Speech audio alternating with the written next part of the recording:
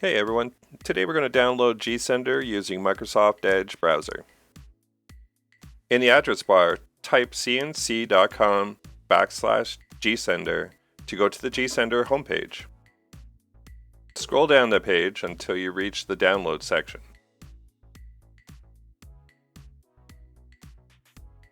On the downloads page, click the version for your system.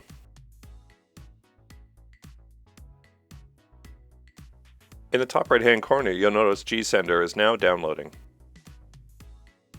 You may get a warning pop-up. Don't worry, everything's perfectly safe. Hover over the warning and click the three small dots that appear.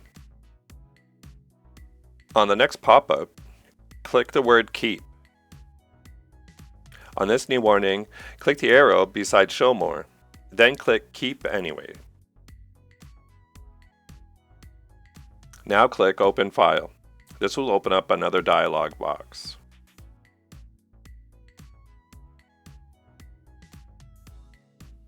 Click on More Info, then click on Run Anyway. The gSender installation will now begin. Follow along with the instructions to complete the installation.